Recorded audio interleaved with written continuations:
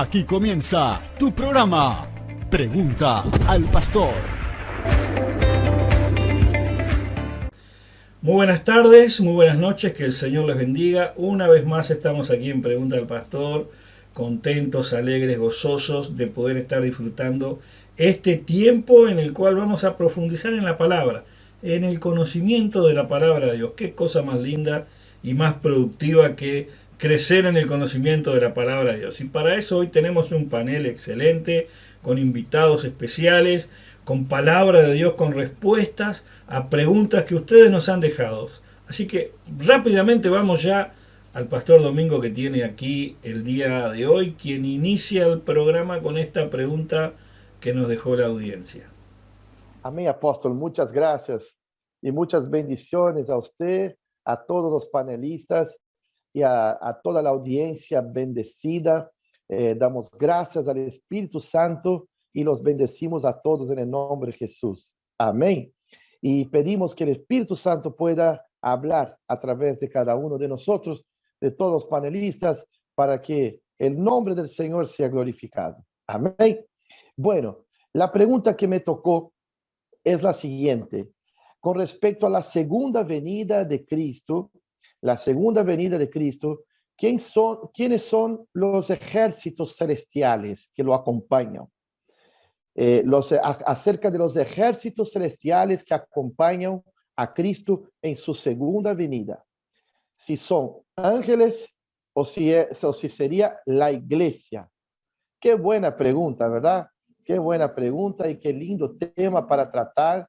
Y la verdad, es un tema precioso, es un tema extenso y que con la ayuda de Dios vamos a tratar de responderlo de manera bien objetiva y precisa con la ayuda del Espíritu Santo.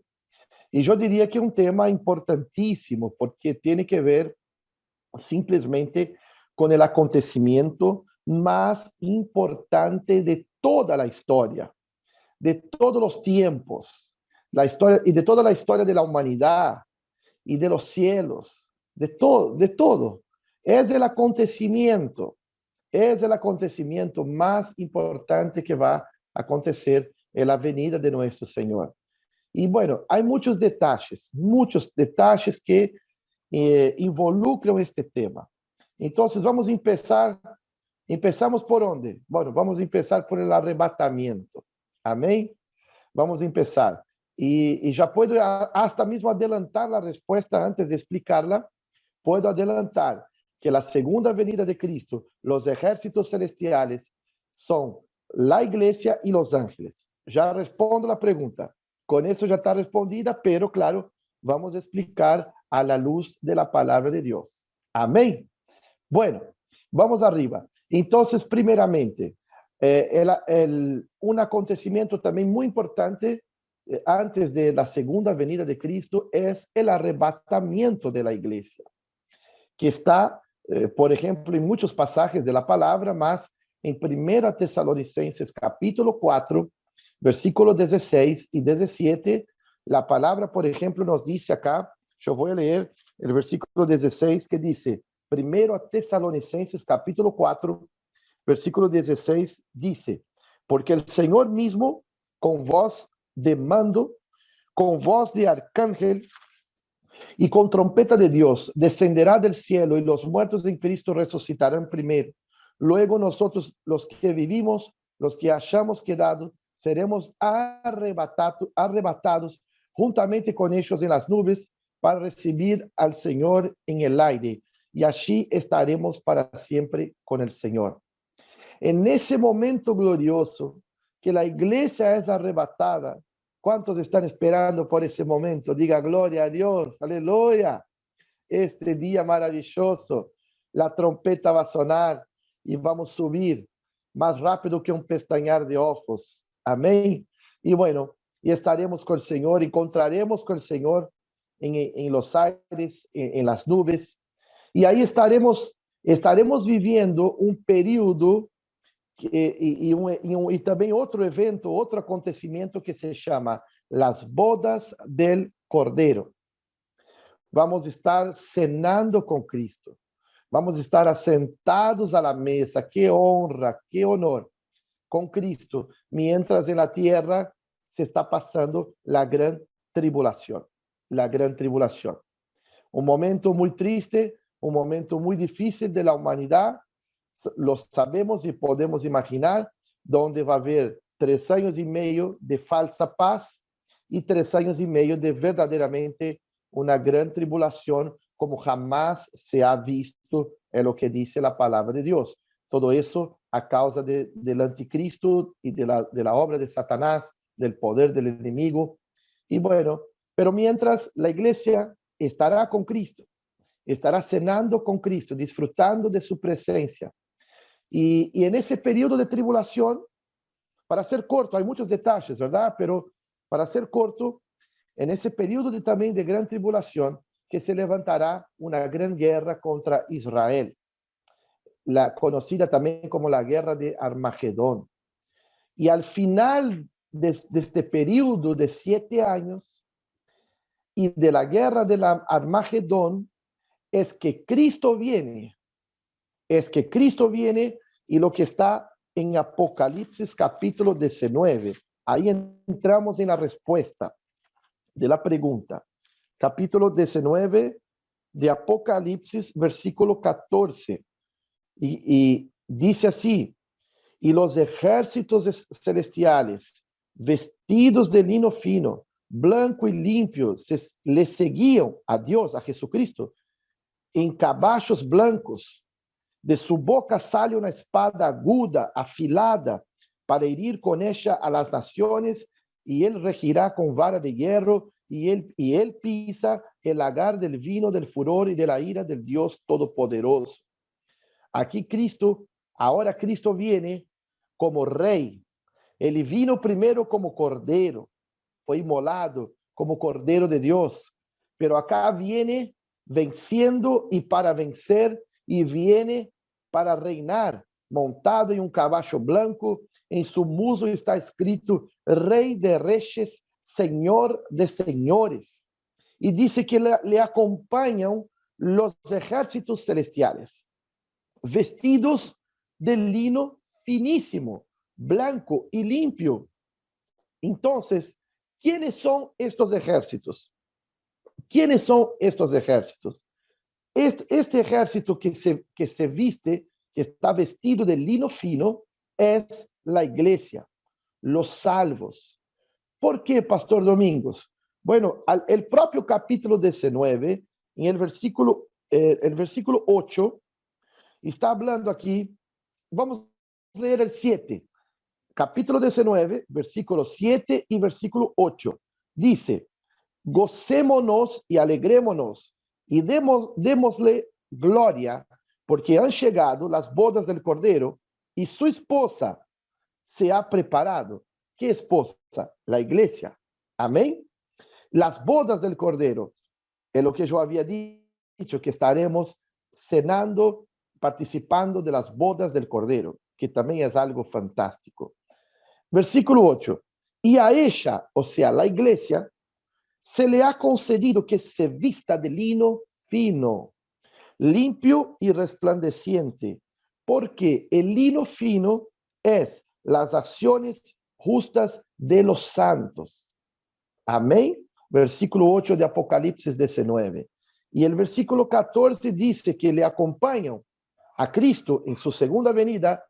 Está siendo acompañado Cristo por los ejércitos celestiales, que en ese caso, vestidos de lino fino, es la iglesia, montada en caballos blancos, amén, con vestiduras finísimas de lino fino, aleluya, en plena santidad, revestidos de esta santidad de Dios y montados en un caballo blanco, y donde Cristo viene a la tierra para hacer justicia, para establecer su justicia, para dar victoria a Israel, amén, para levantar su pueblo Israel, y también juntamente con la iglesia. Y la Biblia dice que reinaremos con Cristo, porque Él va a establecer en ese periodo, después de vencer esta guerra, porque Él viene venciendo y para vencer, va a establecer el milenio, el periodo de 1000 años el milenio, donde estaremos reinando con Cristo en todo este periodo. Amén. Entonces, la iglesia es este ejército celestial. Pero la verdad, el versículo acá dice los ejércitos celestiales. Entonces, espera un poquito. Si son los ejércitos, es más de uno, obviamente. Entonces, está el ejército de la iglesia, que es la novia, la esposa de Cristo, y están también los ángeles de Dios, que si vamos a ver la historia de Cristo, a partir de su nacimiento, hasta mismo antes, vemos en todo tiempo los ángeles participando de la vida, de la trayectoria de Cristo. Los ángeles siempre estuvieron en toda la Biblia, mas hablando específicamente de la vida de Cristo, de su obra, siempre vemos también la participación de los ángeles. Los ángeles hablaron a María acerca del niño Jesús. Los ángeles hablaron a José para recibir a María, su esposa. Los ángeles estaban en el nacimiento de Cristo, cantando, celebrando, ¿verdad? Y para no entrar en muchos detalles ahora, pero también vemos los ángeles en el momento en que Cristo va siendo elevado, que él sube al cielo, que él vuelve al Padre. En Hechos capítulo 1 y el versículo 11 aparece dos varones, dos ángeles, que cuando Jesús está subiendo al cielo, estos dos varones hablan a los discípulos diciendo: varones, de la misma manera, este mismo Jesús, de la manera que ahora ustedes están viendo que él está subiendo, de esta misma manera él va a volver. Amén. Y ellos se confortaron con estas palabras y se quedaron esperando por el día de la venida de Cristo. Así tenemos que estar nosotros, amén, esperando ese grande día que pronto va a suceder. Y de hecho, en Tesalonicenses, el texto que leímos en el capítulo 4, habla de ese momento que él va a venir. Y no solo del momento, de la misma manera, Cristo se fue en las nubes y va a volver en las nubes. Amén. Él va a volver de esta manera. Entonces, los ángeles están siempre participando. ¿Y cómo que no van a participar de la segunda venida de Cristo? También van a participar. Pero vamos a ver, y para cerrar el tema, en San Mateo 24, versículo 31, cuando también se está hablando de la venida de Cristo, y el propio Cristo está hablando aquí, el versículo, vamos a leer aquí, por ejemplo, el versículo 30. San Mateo 24, a partir del 30 y 31. Ya vimos que la iglesia es uno de los ejércitos. La iglesia, los salvos, que se vestieron de vestiduras de lino fino. Amén. Pero ahora también vamos a ver aquí que los ángeles también son parte de este ejército, que siempre fueron el ejército de Dios. Siempre estuvieron como ejército de Cristo. Amén, de Dios. Versículo 30 de San Mateo 24. Dice: entonces aparecerá la señal del Hijo del Hombre en el cielo, y entonces lamentarán todas las tribus de la tierra, y verán al Hijo del Hombre viniendo sobre las nubes, como hemos hablado, del cielo, con poder y gran gloria, y enviará sus ángeles. Mira acá, enviará sus ángeles con gran voz de trompeta, y juntarán a sus escogidos de los cuatro vientos, desde un extremo del cielo hasta el otro. Amén. Entonces, vemos que los ejércitos de Dios se trata de la iglesia, y se trata, por ejemplo, a partir aquí de ese texto del versículo 31, que Dios enviará los ángeles en ese momento de la segunda venida del Señor. Amén. Y estarán todos guerreando. Gloria a Dios. Somos los ejércitos de Dios, la iglesia y los ángeles. Amén, queridos. Y también para terminar, yo quiero remarcar el versículo 30, que la venida del Hijo del Hombre, acá dice que será en las nubes, como ya vimos, pero también dice aquí que será, escuche bien, con poder y grande gloria. Mi hermano, mi hermana querida, entienda eso. Nunca hubo, jamás habrá un acontecimiento tan grande, tan maravilloso, después de la muerte, sacrificio del Señor y su resurrección.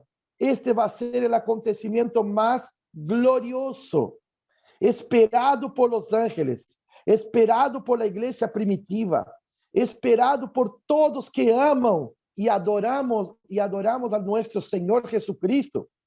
El día que nos encontraremos con el Señor, el arrebatamiento, mas también el día que vamos a venir con Cristo, vamos a estar guerreando con Cristo.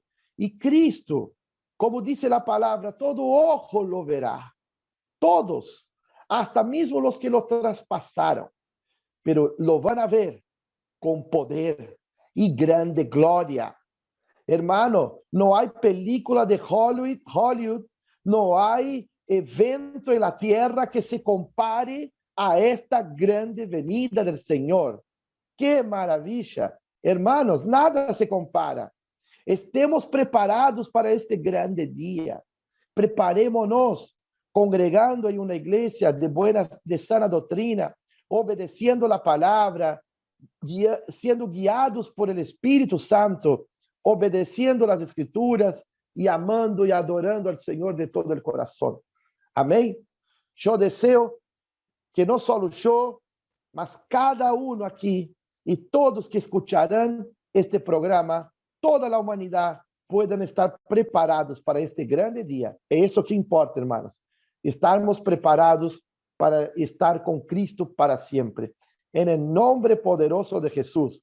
Mi esposa, una vez evangelizando a un conocido allá en Brasil, ella hacía broma diciendo: yo voy a venir en mi caballo con una espada, guerreando contra los enemigos de Dios, guerreando. Y ese amigo se reía, mas no burlándose, pero de la manera hermosa que hablaba mi esposa.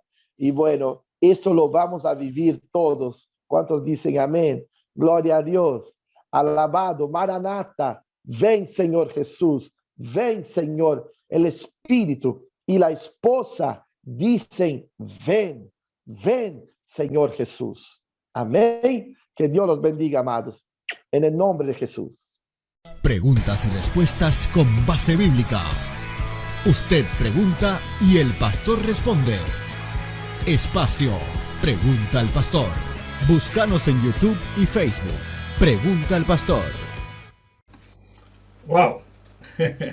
Tremendo Pastor Domingo. Tremenda posición. Gloria a Dios. Realmente es poderoso.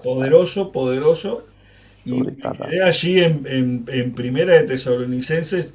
Me fui allí y quiero acotar a esa excelente exposición la promesa que todos tenemos, más allá de la respuesta excelente. Le digo a la audiencia que tenemos una promesa. Hay una promesa y algo que el Señor prometió. Y es lo que dice aquí el apóstol Pablo a los tesalonicenses en 1 Tesalonicenses 4, verso 16. Dice: el Señor mismo, con voz de mando, con voz de arcángel y con trompeta de Dios, descenderá del cielo. O sea, dejando de lado cualquier especulación que alguien pudiera tener, es una gran promesa que tenemos. El Señor mismo descenderá del cielo, como bien así exponía el domingo, de hecho, de los apóstoles, cuando los ángeles dijeron: ese mismo que se fue, ese mismo lo verán volver.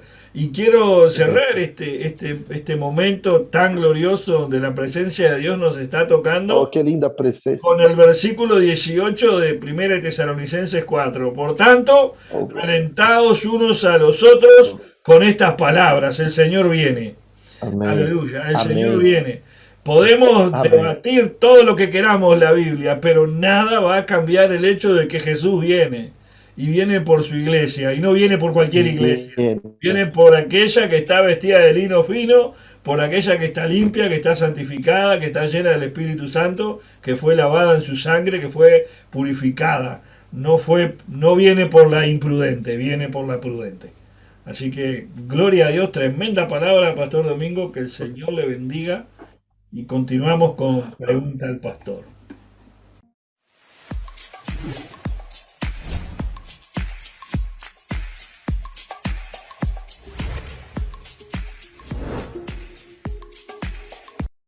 Padre amado y bendito Dios, te damos gracias en esta noche, Padre, que tú nos permites estar juntamente para una vez más estar en este programa, Señor. Queremos pedirte la dirección de tu Espíritu Santo, que seas tú dirigiendo cada una de las respuestas, Señor, cada uno de los ministros que se encuentran, Señor, en esta noche para compartir este momento hermoso en tu presencia, Padre. Que seas tú poniendo palabras en nuestra boca, que seas tú tocando a cada uno de los oyentes hasta donde llegue, Señor, esta grabación, Padre, que seas tú allí ministrando sus vidas, trayendo claridad, trayendo luz, Señor, y que sea tu Espíritu Santo el que convenza los corazones, Señor, y sea tu Espíritu Santo el que traiga esa seguridad que necesitan, Padre, para afirmarse en ti y en tu palabra. A ti te damos gloria y honra y entregamos a ti todas las cosas, Padre, y entregamos este programa de principio y fin, que seas tú glorificado en él, y a ti te damos gracias, oh Dios, una vez más, en el nombre de Jesús. Amén. Bueno, ¿qué tal? ¿Cómo están todos? Dios les bendiga. Ahí Graciela preguntaba cuál es el sello del Espíritu Santo, ¿no es cierto? El cual está allí en Efesios capítulo 1, verso 13, que lo vamos a leer. Dice, en él también vosotros, habiendo oído la palabra de verdad, el evangelio de vuestra salvación, y habiendo creído en él, fuisteis sellados con el Espíritu Santo de la promesa, que es las arras de nuestra herencia, hasta la redención de la posesión adquirida. Bueno, esto tiene más profundidad de lo que yo podría hablar en esta noche, ¿no? Y espero que el Señor, por su gracia, pueda traernos revelación y llevarnos al punto. El sello es el mismo Espíritu, ¿no es cierto? No dice que fuimos sellados por el Espíritu, dice que fuimos sellados con el Espíritu. Él es el sello, ¿no? Y lo que se interpreta aquí, o lo que estoy entendiendo y comprendiendo, es que la palabra arras, yo estuve buscando un poquito el significado de la palabra arras, y hablándolo y explicándolo simplemente así, quizás en un momento Raúl pueda hablarlo un poquito más teológicamente. El punto es que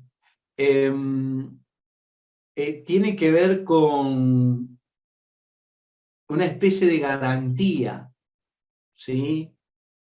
O sea, por ejemplo, Raúl y yo le encontramos a usted herido en la selva, ¿no? Usted está herido en la selva. Y entonces nosotros vamos a intentar auxiliarle, ¿no es cierto? Entonces vamos a tratar de ir hasta el pueblo más cercano o buscar un médico en algún lugar de atención. Y entonces, bueno, yo me voy a ir a buscar el médico y usted dice, no, pero ustedes me van a dejar solo, me van a abandonar aquí, ¿no es cierto? Me van a abandonar, me van a dejar solo. Y entonces yo le digo, no, yo voy a volver con el médico. Y usted dice, ¿y yo cómo estoy seguro que usted va a volver con el médico? Yo le voy a decir, yo lo dejo con Raúl, ¿sí? ¿Sí?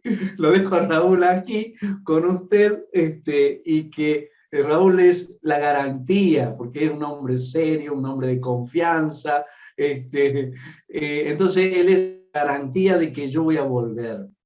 Algo muy hermoso, algo muy precioso, explicado así, repito, con peritas y manzanitas en la sencillez de lo que podemos explicar, que Dios, el Padre, haya dejado al Espíritu Santo como garantía de que Él va a volver, ¿no? Relacionándolo un poquito con lo que acaba de explicar el pastor recién, con la venida de Cristo, está relacionado totalmente con un reencuentro con el Señor, en que Él no solamente nos creó, no solamente nos dio la vida, no solamente de tal manera amó Dios al mundo que dio a su Hijo unigénito para que todo aquel que en Él cree no se pierda, mas tenga vida eterna. No solo nos buscó, porque dice, no me eligieron ustedes a mí, yo los elegí a vosotros.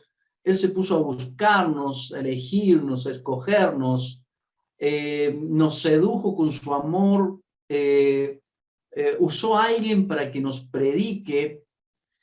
Luego de eso, logró salvar nuestra alma, perdonar nuestros pecados, darnos el acceso a la eternidad, nos regaló la vida eterna, nos adoptó como hijos, nos constituyó hijos de Dios, nos hizo hijos de Dios, nos posicionó en la realidad de hijos de Dios, más allá de que estamos procurándolo cada día más, pero nos dio la oportunidad de ser hijos.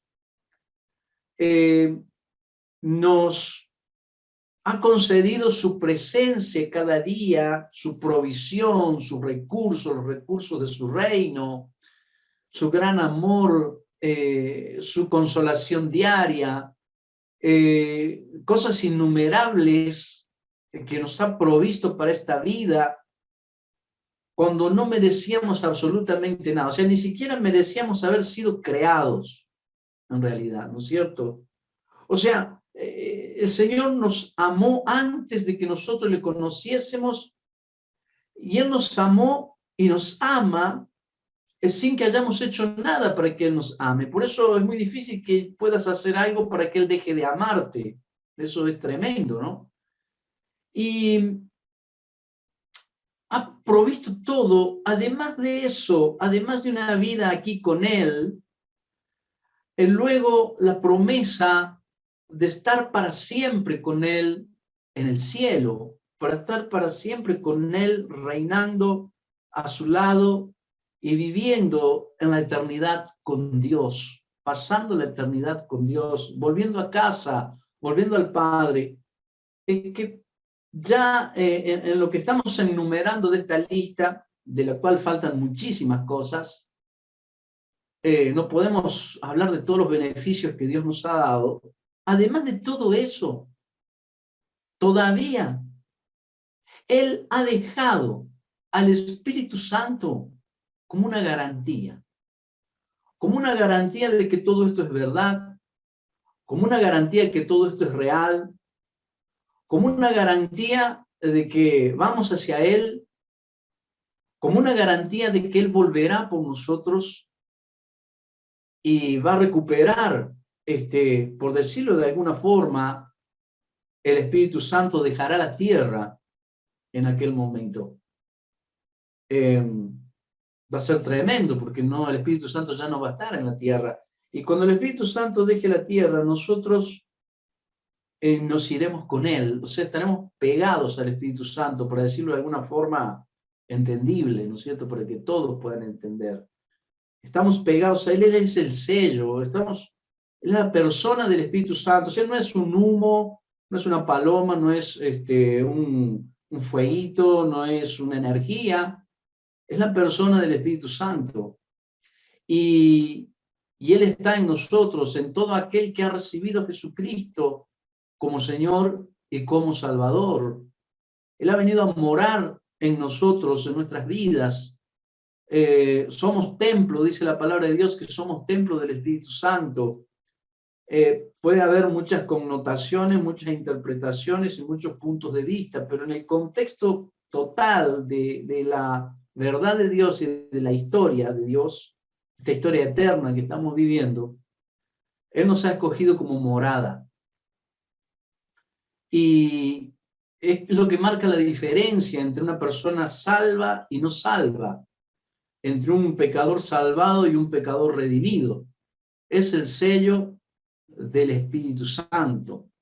Una cosa que yo le decía al Padre en estos días, cuando elegí la respuesta, le dije, dame la sabiduría y la unción para hablar del Espíritu Santo, porque el Espíritu Santo habla a través de nosotros, sí, pero para hablar de Él, ¿cómo hacemos?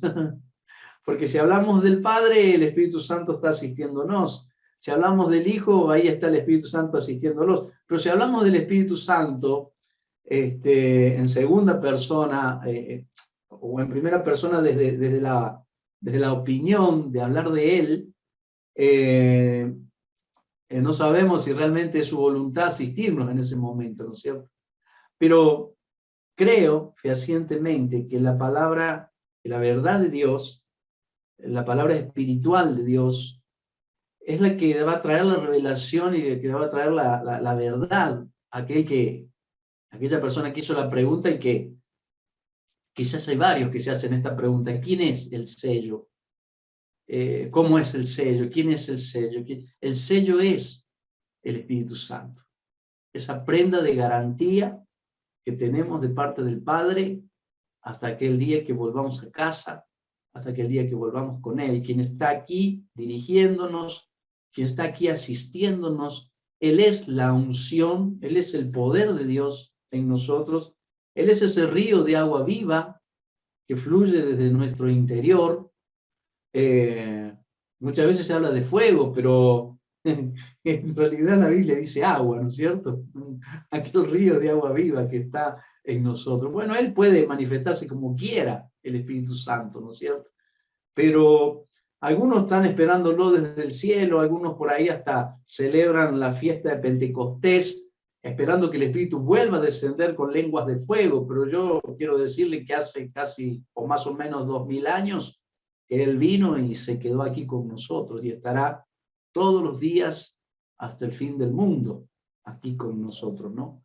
Así que bueno, espero que haya sido de edificación esta respuesta, haya sido entendible y podamos tomar conciencia de que no estamos solos, aquellos que hemos recibido a Jesucristo como Señor y Salvador.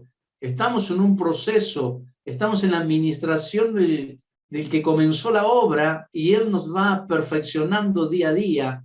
El Espíritu Santo da testimonio a nuestro espíritu de que somos hijos. Esto lo hablo en la experiencia más que en la palabra en sí. El hecho real de que al principio yo pensaba y decía, pero el Espíritu Santo da testimonio a nuestro espíritu de que somos hijos de Dios, y intentaba como escuchar que hablara y me dijera, vos sos hijo de Dios, pero va mucho más allá. Además de eso, va mucho más allá. Además de eso, se trata de que aun cuando estás apartado del Señor, lo cual no es bueno, aun cuando te has apartado, no del Señor porque es imposible apartarse de la presencia, pero cuando te has apartado de sus cosas, has dejado de orar, has dejado de leer, has dejado de congregarte, y quizás estás caminando caminos que no tienes que caminar, puedo asegurarte que aquel que es el sello de Dios en tu vida va a ir a buscarte a ese lugar. No importa que sean las 2 de la mañana, las 3 de la mañana y lo que estés haciendo, Él va a ir a buscarte y te va a decir, vos sos un hijo de Dios, vos no podés estar en este lugar, vos no podés estar alejado de las cosas de Dios, porque Dios tiene un propósito con tu vida. El Espíritu Santo irá a buscarte y te va a dar testimonio de que sos hijo, de que sos hija, de que debes volver a casa, de que debes volver a escudriñar las Escrituras y a escuchar la voz de Dios, de que debes volver a la oración, oración y presentarte delante del Padre y a buscar su auxilio, a buscar su socorro, a establecerte en el propósito y en la presencia de Dios, de que debes volver a adorarlo, de que debes volver a congregarte ahí donde estás. Y yo sé que hay personas que ahora nos están viendo, que no están alejadas de Dios, pero que están alejadas de la iglesia, que están alejadas de la palabra, que ya no tienen ganas de orar, que de repente han recibido un golpe fuerte en su matrimonio, han recibido un golpe fuerte en su salud, en la relación con sus hijos, en la relación con sus padres. De repente han recibido un impacto fuerte en la economía y están desanimados y están allí diciendo al final, ¿dónde está Dios? Yo quiero decirte que el Espíritu te dice en esta noche, tú eres hijo de Dios. Tú eres hija de Dios, tú eres real sacerdocio, tú eres nación santa, tú no eres tuyo, tú has sido comprado al precio de la sangre de Jesucristo. Y lo que el Espíritu te dice en esta noche, vuelve a casa porque yo tengo un propósito contigo, vuelve a casa porque yo que comencé la obra, todavía no la he terminado, pero la voy a terminar, voy a completar en ti la obra. Es lo que el Espíritu te dice en esta hora, donde quiera que te encuentres y donde quiera que estés mirando este video. Quiero que abras tu corazón, quiero que abras tus oídos espirituales. Quiero decirte que el amor de Dios está abrazándote. Quiero decirte que el Espíritu de Dios te está diciendo, tú eres mi hijo, tú eres mi hija. Yo te adopté. Yo pagué el precio para que lo fueras. Y nada puede cambiar eso. Nada ni nadie en esta tierra puede cambiar la realidad de que eres hijo de Dios, de que eres hija de Dios. Quizás has sido pastor, quizás has sido un salmista, un levita, quizás has sido un anciano de iglesia, has sido un diácono, quizás has sido un evangelista y ahora estás apartado de las actividades, has dejado colgados los guantes, has tirado la toalla. El Espíritu viene a decirte, tú eres hijo de Dios, tú eres una hija, tú no eres cualquier cosa, tú no eres cualquier persona, tú no eres cualquier hijo de vecino, tú eres hijo de Dios.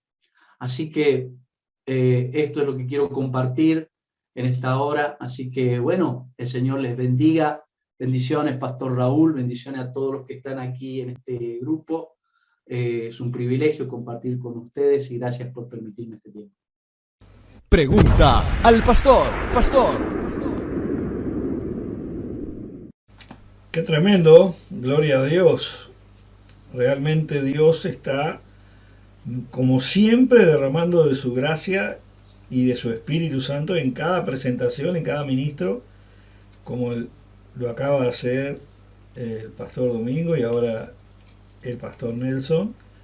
Y es una bendición. Y me quedo con algo que mencionaba allí, hijos de Dios, ¿verdad? Fuimos sellados, por ser hijos de Dios fuimos sellados, porque tuvimos ese privilegio que nos dio Cristo.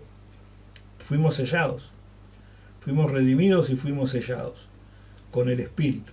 En la Septuaginta, por ejemplo, dice con el Espíritu y después aclara el Santo.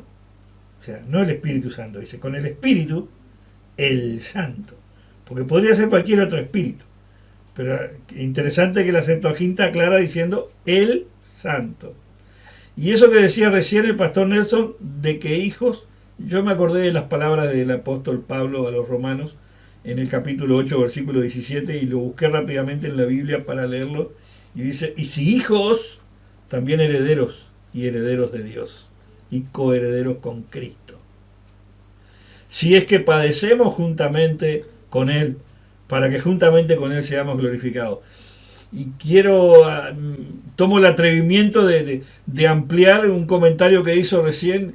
Tal vez eres un hijo que está apartado el día de hoy. Apartado no de Dios, como bien dijo el apóstol Nelson, sino de sus cosas.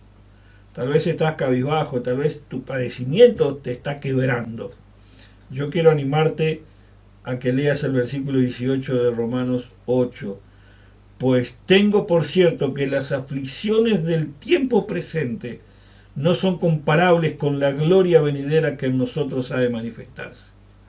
Y quiero que hoy te tomes de esa promesa de parte del Señor. El Señor nos ha sellado con su Espíritu. El apóstol Nelson, el pastor Nelson lo ha expuesto con una cátedra excelente. Nos ha sellado con su espíritu. Y así que sin importar lo que estés pasando, tómate del Señor en esta hora, invítalo a la senda de tu vida y para que dirija tu vida. Encamínate con sus cosas nuevamente y deja que las aflicciones de ahora las puedas mirar desde la presencia de Dios para que te dé la salida y te muestre un camino mejor. Desde el Pregunta al Pastor, continuamos. Grandes bendiciones a todos. Gracias por estar conectados a este espacio de Pregunta al Pastor. Quiero responder a una pregunta que nos ha llegado al programa y es: ¿qué son los 7 sellos? Agradecemos a la audiencia por la preocupación que tienen ante los acontecimientos que se están dando en el mundo, ante la situación que en realidad el mundo entero está viviendo en este tiempo. Y esa es una de las razones por las cuales al programa nos llegan grandes preguntas escatológicas, porque la gente en realidad tiene hambre y sed de la palabra de Dios y de conocer qué es lo que va a pasar. Y qué bueno es eso, porque eso nos invita también a prepararnos para la venida de nuestro Señor Jesucristo, a prepararnos para ese momento glorioso en el cual seremos arrebatados, en el cual podremos presentarnos delante del Señor, podremos verle cara a cara, podemos disfrutar una eternidad y, como lo decía anteriormente nuestro amado pastor Raúl Ponce, ninguna de las aflicciones presentes tendrán comparación con la gloria venidera. Entonces, ¿qué son los sellos? El libro de Apocalipsis, capítulo 6, nos habla precisamente de estos 7 sellos y nos detalla lo que va a ocurrir cuando cada uno de ellos se abra. Sin embargo, vamos a analizar un poco el contexto de qué son estos 7 sellos. Y para ello vamos a ir al libro de Apocalipsis en el capítulo 5. Dice el libro de Apocalipsis, capítulo 5, y vi en la mano derecha del que estaba sentado en el trono un libro, escrito por dentro y por fuera, sellado con 7 sellos. Y vi a un ángel poderoso que pregonaba a gran voz: ¿quién es digno de abrir el libro y desatar sus sellos? Y nadie, ni en el cielo, ni en la tierra, ni debajo de la tierra, podía abrir el libro, ni aún mirarlo. Y yo lloraba mucho, porque nadie había sido hallado digno de abrir el libro ni de mirarlo. Entonces uno de los ancianos me dijo: no llores, mira, el león de la tribu de Judá, la raíz de David, ha vencido para abrir el libro y desatar sus 7 sellos. El apóstol Juan está recibiendo esta visión de lo que va a acontecer en el fin de los tiempos. Y dice que él puede ver un libro, un rollo que está escrito por dentro y por fuera. Anteriormente los papiros, los pergaminos, eran, podríamos decirlo, 2 tubitos, un papel en medio, para que estos no se separen y el papel que va en medio no se desperdigue y de esa manera pueda dañarse. Era necesario que que sea recogido el papel, en otras palabras, sea recogido, los 2 se unan, y es allí donde se ponía un sello de cera para que ellos no tengan que desatarse. Este rollo tenía 7 sellos. Juan mira este rollo con estos 7 sellos y se pregunta: ¿quién es digno de abrirlo y desatar sus 7 sellos? Y Juan se lleva una sorpresa, porque dice que nadie, ni en el cielo, ni en la tierra, ni debajo de la tierra, podía abrir el libro, ni tan siquiera podía mirarlo. Juan, dice la escritura, que empieza a llorar. ¿Por qué llora Juan? ¿Qué sabía Juan? ¿Qué conocía Juan? ¿Qué entendía Juan que le cause tanto dolor y tanta preocupación que empezó a llorar. ¿Será que Juan sabía algo que tenía tanta relevancia y tanta importancia y le costaba aceptar a Juan entender que no había quien pudiera abrirlo? Mire lo que dice el libro de Daniel en el capítulo 12, en el verso 4. Dice así la escritura: en aquel tiempo se levantará Miguel, el gran príncipe, que vela sobre los hijos de tu pueblo. Será tiempo de angustia, cual nunca hubo desde que existen las naciones hasta entonces. Y en ese tiempo tu pueblo será librado, todos los que se encuentren inscritos en el libro. Y muchos de los que duermen en el polvo de la tierra despertarán, unos para vida eterna y otros para confusión y vergüenza eterna. Los entendidos brillarán como el resplandor del firmamento, y los que guiaron a muchos a la justicia, como las estrellas por siempre jamás. Pero mire lo que dice el verso 4. Pero tú, Daniel, guarda en secreto estas palabras y sella el libro hasta el tiempo del fin. Muchos correrán de aquí para allá y la ciencia se aumentará. Juan conocía la escritura. Juan sabía lo que la profecía decía. Juan sabía lo que Daniel había visto, que Dios mismo le había revelado. Y resulta que ahora Juan está viendo todas estas cosas. Y como todos los grandes siervos, esperaban también el fin de los tiempos y la manifestación gloriosa del Salvador del mundo. Pero resulta que para que pudiese llegarse a ese tiempo, había que pasar por este proceso. Tenían que ser abiertos los sellos de aquel rollo. Y Juan sabía de la existencia de esto porque el profeta Daniel lo había escrito y Dios mismo le dijo: sella este libro hasta el tiempo del fin. Resulta que Juan está viendo el tiempo del fin, pero el libro no puede ser abierto. Entonces hay un problema. Juan empieza a llorar porque ¿cuándo va a venir este momento glorioso de la manifestación del Salvador del mundo? Y sin embargo, mientras él lloraba, dice que uno de los ancianos se acercó y dijo: no llores, porque el león de la tribu de Judá, la raíz de David, ha vencido para abrir el libro y desatar sus 7 sellos. Hay alguien que puede hacer lo que parece imposible para los hombres, y ese es nuestro Salvador, nuestro Señor Jesucristo de Nazaret. Aparentemente había una gran preocupación para Juan, porque nadie podía abrirlo, pero apareció Jesús como el vencedor. El anciano le dice: él ha vencido para abrir el libro y desatar sus 7 sellos. El único. No ha habido hombre en la historia, no ha habido hombre sobre la tierra que pueda tener esta autoridad. Y fue corroborado mientras Juan veía esta visión, pues nadie, ni en el cielo, ni en la tierra, ni debajo de la tierra, no había ni siquiera alguien que tuviese la dignidad de poderle mirarlo.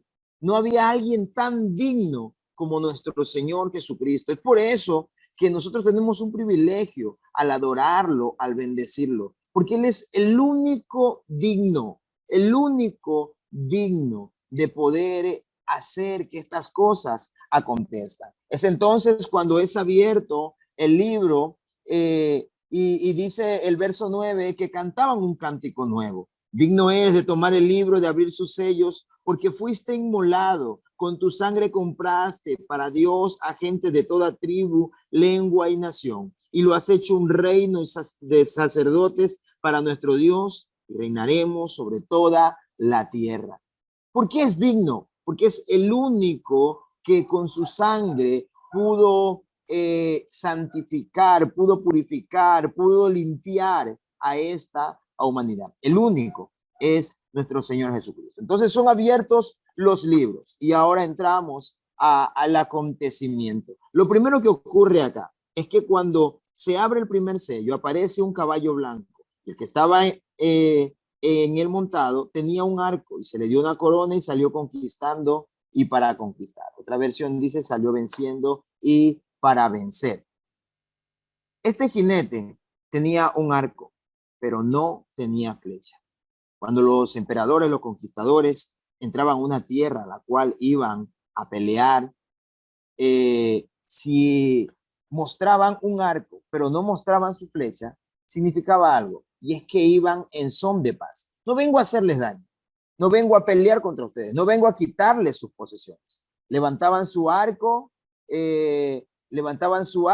y cuando los que estaban en el otro lado del muro lo observaban, entendían que no venía para pelear, porque no estaba presentando su arma completa, pues no tenía una flecha. Entendemos nosotros por la escritura que este jinete no es el mismo del libro de Apocalipsis capítulo 19, que es nuestro Señor Jesucristo, sino que es precisamente el anticristo, el cual ofrecerá al mundo, ofrecerá paz, ofrecerá lo que tanto la gente está queriendo y necesitando. Vivimos tiempos difíciles y peligrosos. Lo que más vemos es situaciones que están provocando guerra por todas partes, disensión en el mundo los unos contra los otros. Vendrá un hombre que le ofrecerá paz al mundo y este será el anticristo. El segundo sello dice que salió otro caballo rojo y el que estaba montado en él se le concedió quitar la paz de la tierra y que los hombres se mataran unos a otros y se le dio una gran espada.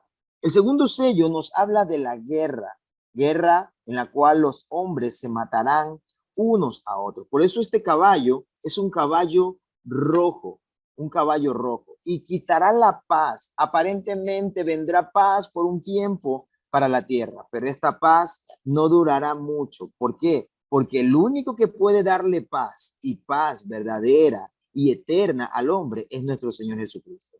Él dijo, mi paz os dejo y mi paz os doy, y no la doy como la da el mundo, porque el mundo puede ofrecer paz, pero no podrá dar la paz que solamente está en la poderosa mano de Dios. El tercer sello dice, y oí al tercer ser viviente que decía, ven y mira, y aquí un caballo negro, y el que estaba montado en él tenía una balanza en la mano. Y oí como una voz en medio de los cuatro seres vivientes decía, 1 litro de trigo por 1 denario y 3 litros de cebada por 1 denario, pero no dañes el aceite y el vino. El tercer sello simboliza el hambre que vendrá sobre la tierra. Hoy en día, con toda la situación que está ocurriendo, con la desestabilización por causa de la pandemia, de las guerras, lo que más se está viendo es necesidad en el mundo. Y todo esto es un preámbulo para que se manifieste el hombre de iniquidad, el hijo de perdición, el cual le ofrecerá al hombre y al mundo entero lo que tanto está esperando. Está esperando una estabilidad, la gente está esperando perdón a sus deudas, los países pequeños que están endeudados están esperando una condenación para sus deudas. Y lo que va a venir a ofrecer el anticristo. Dice el verso 7, y cuando abrió el cuarto sello, oí la voz del cuarto ser viviente que decía, ven, y miré y aquí un caballo amarillo, y el que estaba montado en él se llamaba Muerte, y el Hades lo seguía, y le dio autoridad sobre la cuarta parte de la tierra para matar con espada, hambre, pestilencia, las fieras de la tierra. El cuarto sello, versículo 7.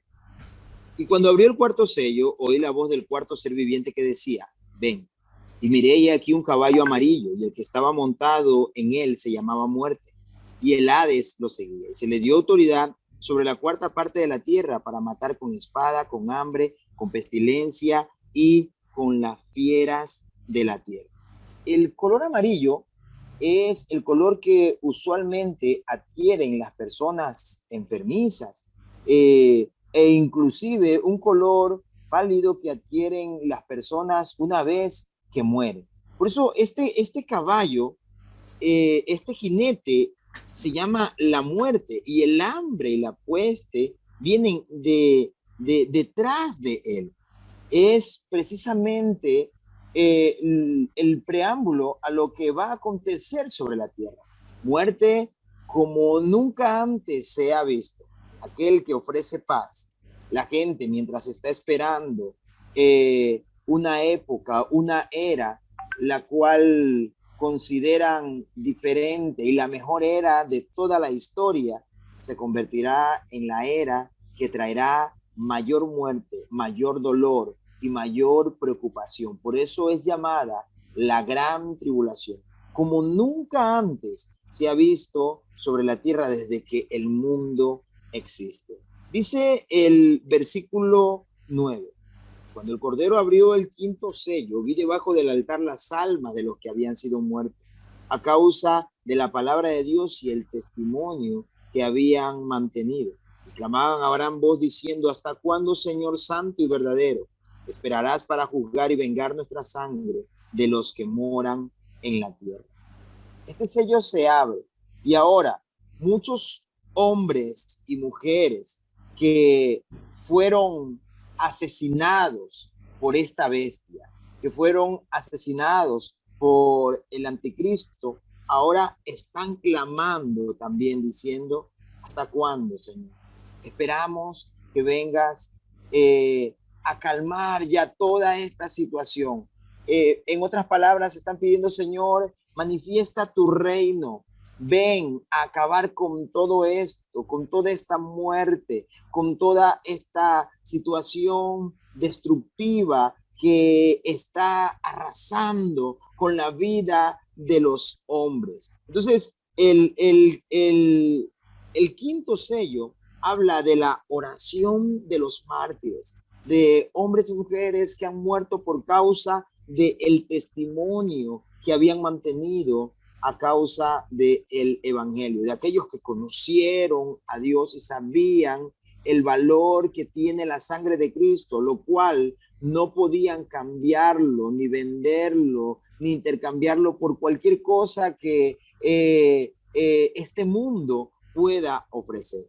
Dice el versículo 11: y se les dio a cada uno una vestidura blanca, y se les dijo que descansaran un poco más de tiempo, hasta que se completara también el número de sus consiervos y sus hermanos, que habrían de ser muertos como ellos lo habían sido. Esto está muy claro, y está hablando de los mártires que dieron su vida por causa del evangelio. Y también está hablando de aquellos que lastimosamente se quedaron, que tuvieron que ver el caos que está ocurriendo en la tierra, pero que al fin del tiempo también alcanzarán la recompensa de poder alcanzar la vida eterna con el Señor. Dice el verso 12: y cuando el Cordero abrió el sexto sello, hubo un gran terremoto. El sol se puso negro como silicio, hecho de cerda, y toda la luna se volvió como sangre. Las estrellas del cielo cayeron a la tierra como la higuera deja caer sus higos verdes al ser sacudida por un fuerte viento. Y el cielo desapareció como un pergamino que se enrolla, y todo monte e isla fueron removidos de su lugar. Y los reyes de la tierra y los grandes, comandantes, ricos, poderosos, y todo siervo y libre se escondieron en las cuevas entre las peñas de los montes. Y decían a los montes y a las peñas: caed sobre nosotros y escondednos de la presencia del que está sentado en el trono y la ira del Cordero, porque ha llegado el gran día de la ira de ellos. ¿Y quién podrá sostenerse en pie? Cuando se abre el sexto sello, ocurre un gran terremoto. En la tierra y hasta nuestra actualidad han ocurrido grandes terremotos y somos nosotros testigos del gran desastre que ocurrirá, pero no tendrá comparación con este terremoto que vendrá sobre la tierra. El caos que va a ocurrir en este tiempo, en el tiempo final, será algo como nunca antes se ha visto sobre la tierra. Y pasamos al séptimo sello y dice: y después de esto vi a 4 ángeles de pie en los 4 extremos de la tierra, que detenían los 4 vientos de la tierra para que no soplara viento alguno, ni sobre la tierra, el mar, ni sobre ningún árbol. Y vi otro ángel que decía, que subía de donde sale el sol y que tenía el sello del Dios vivo, y gritó a gran voz a los 4 ángeles a quienes se les había concedido hacer daño a la tierra y al mar, diciendo: no hagan daño ni a la tierra, ni al mar, ni a los árboles, hasta que hayamos puesto un sello en la frente a los siervos de nuestro Dios. Y oí el número de los que fueron sellados: 144,000 sellados de todas las tribus de los hijos de Israel. El séptimo sello da un preámbulo al siguiente acontecimiento, que son las 7 trompetas. Podríamos nosotros hacer un programa entero y explicar más detalladamente cada uno de estos sellos. Pero creo que con un pequeño panorama que podemos ver en estos minutos, nos damos cuenta nosotros de lo que va a acontecer en el tiempo del fin. En realidad, ahora tenemos paz. En realidad, la vida de cualquiera de los que están escuchando este programa puede ser dura, puede ser difícil, pueden estar pasando por diferentes situaciones. Quizá algunos están pasando hambres, algunos están viviendo persecución, algunos están viviendo diferentes situaciones en esta vida. Pero ¿sabe? Hay algo que nos espera a todos los que hemos aprendido también a esperar en Dios, y es la recompensa de poder entrar a un lugar seguro. Lo que viene a esta tierra no tendrá comparación con ninguna de las cosas que hasta hoy en día hemos visto o de las que nos hemos enterado. Por ello, ahora estamos a tiempo. Si algún amigo está escuchando este programa en este momento, algún hermano se apartó del camino del Señor, quiero decirte en esta hora, junto con todo este panel, que hay tiempo aún para volverse a Dios. Y no hay nada más importante en esta tierra que tener a Cristo en nuestros corazones, porque Él es nuestra paz y Él es nuestra seguridad eternamente y para siempre. Muchas bendiciones para todos. Preguntas y respuestas con base bíblica. Usted pregunta y el pastor responde. Espacio Pregunta al Pastor. Búscanos en YouTube y Facebook. Pregunta al Pastor. Muy bien, tremenda exposición allí del pastor Marvin sobre los sellos, muy completa, y sin duda que sí, pastor, vamos a tener que hacer un pregunta al pastor escatológico en cualquier momento. Vamos preparando los corazones y las bolsitas de hielo. Pero tenemos que continuar con el programa, y creo que agregarle más sería, como se dice en política, ensuciar la cancha, ¿no? Ha sido excelente la exposición. Tendríamos, sí, y tenemos, vamos a traer algún invitado, tenemos en el panel gente que sabe mucho de los tiempos del fin, que seguramente armaremos un programa especial sobre eso. Continuamos con Pregunta al Pastor. Bueno, muchas bendiciones para todos. Les habla el pastor Jonathan Gutiérrez. Bueno, primeramente agradecerle al pastor Ponce por la invitación de Pregunta al Pastor, este programa tan escuchado donde exponen tanto conocimiento de la palabra de Dios hacia las dudas y preguntas que cada uno de ustedes tienen. Y la pregunta que a mí me tocó o elegí es sobre los que se suicidan. ¿Van al infierno? Bueno, creo que es una pregunta muy interesante, y para entender el suicidio es provocarse la muerte de forma intencionada, es quitarse la vida. Y yo creo que cualquier persona, antes de llegar al hecho de consumar su propia muerte, esta persona ya lo ha premeditado, ya lo ha pensado, lo ha planeado, lo ha planificado en su mente, y esto ya cuenta como un pecado. ¿Por qué? Porque va en contra de la voluntad de Dios. Ya está asimilando, antes de llegar a ese hecho, lo está asimilando en su mente para luego consumar este pecado que, como ya había dicho, ya el premeditarlo, el pensarlo, ya es un pecado delante de Dios. Y todo lo que va en contra de la voluntad de Dios es pecado. Romanos 6:23 dice que la paga del pecado es muerte, mas la dádiva de Dios es vida eterna en Cristo Jesús, Señor nuestro. La paga del pecado es muerte.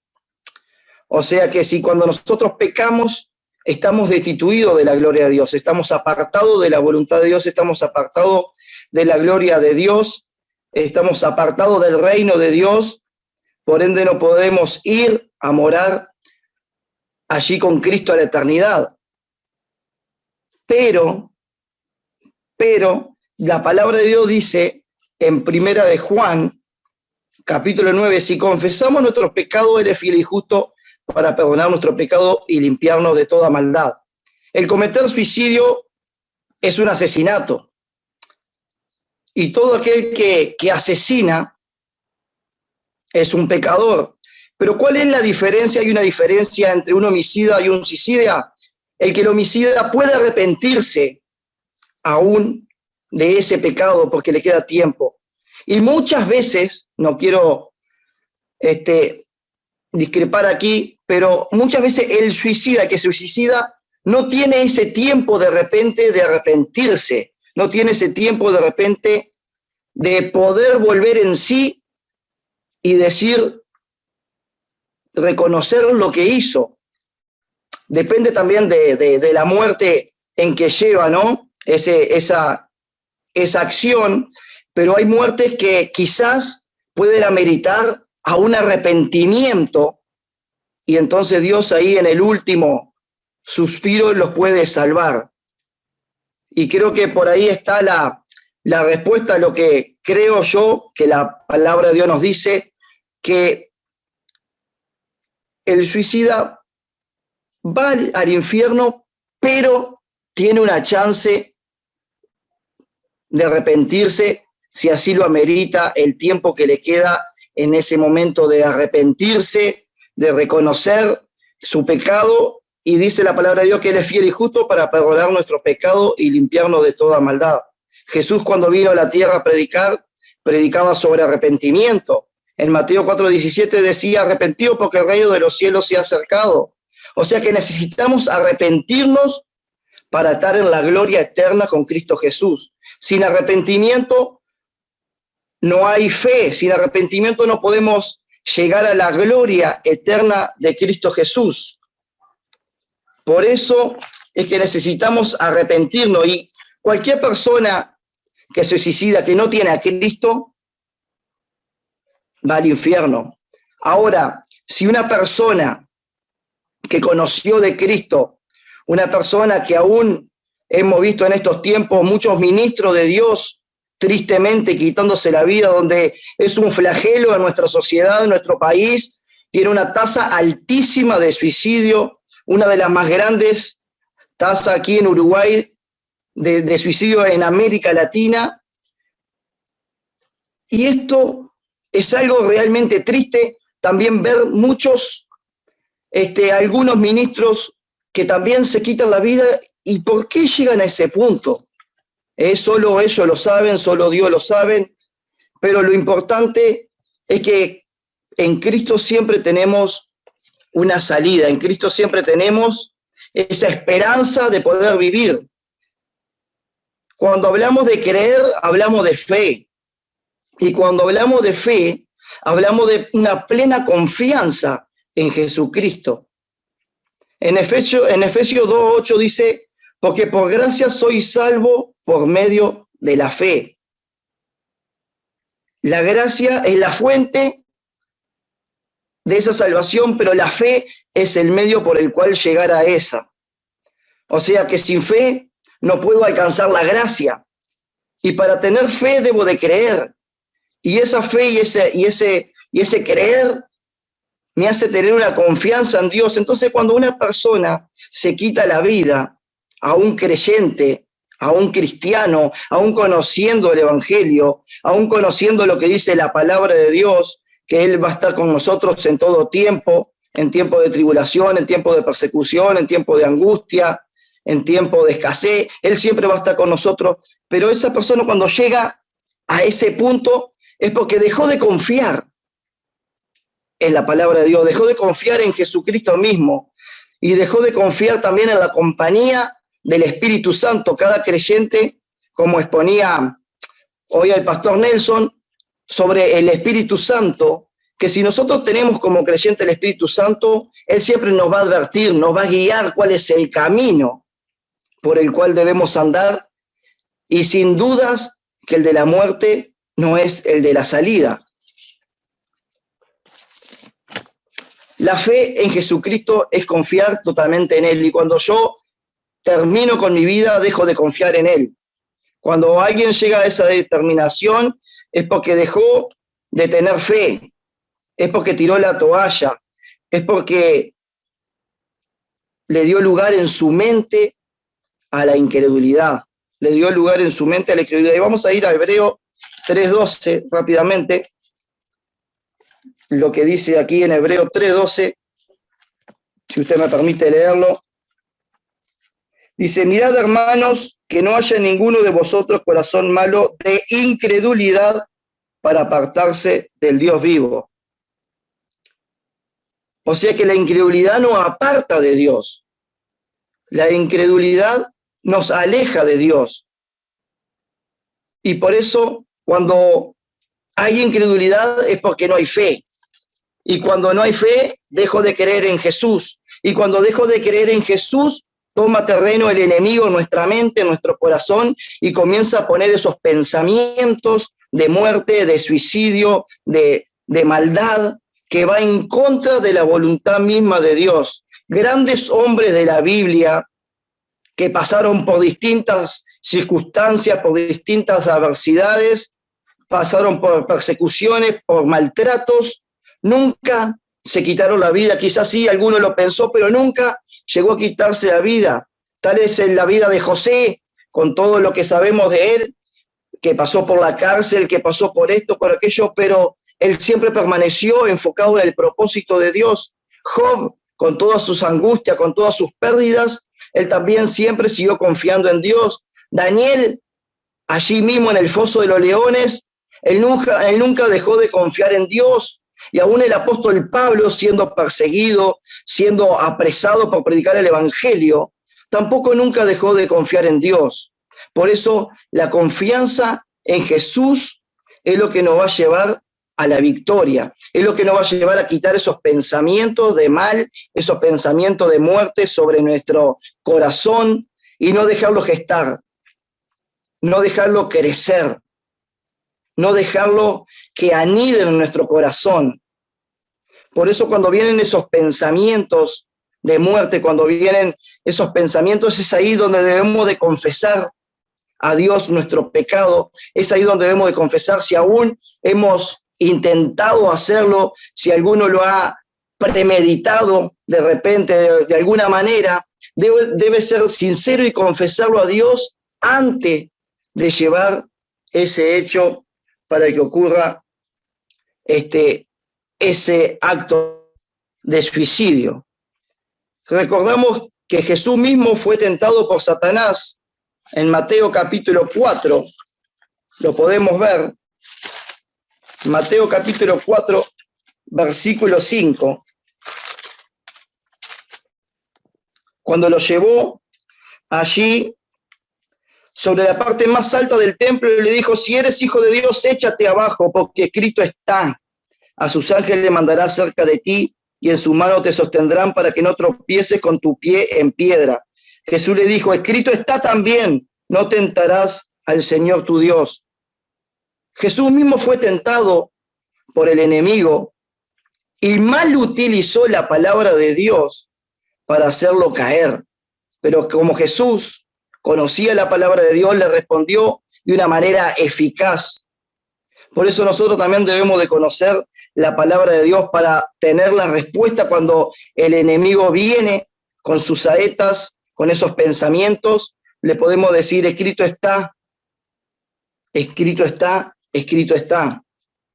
Y miren qué interesante, porque Satanás mal utilizó la palabra de Dios. Siempre cuando vienen pensamientos para pecar, siempre cuando vienen pensamientos para hacer lo malo, en este caso para suicidarse, el enemigo va a traer, aún conociendo nosotros la palabra de Dios, va a querer disfrazar la palabra de Dios para que todo parezca bueno. No, si la palabra de Dios dice que todo el que en él cree será salvo. Sí, pero el que cree es porque tiene la confianza puesta en Dios. Y el que tiene la confianza puesta en Dios es el que hace la voluntad de Dios también.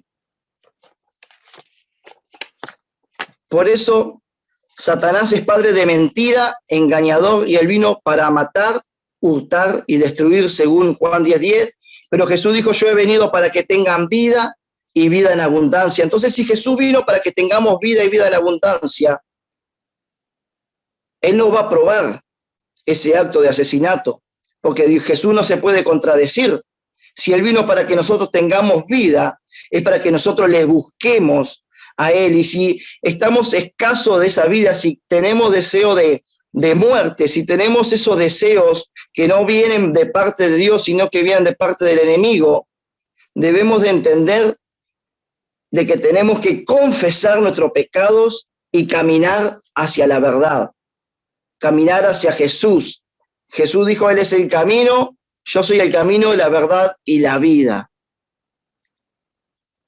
Y quiero dejarte una reflexión, que si has tenido pensamientos de suicidio, confiésalo a Dios primeramente. Él siempre está dispuesto para escucharte.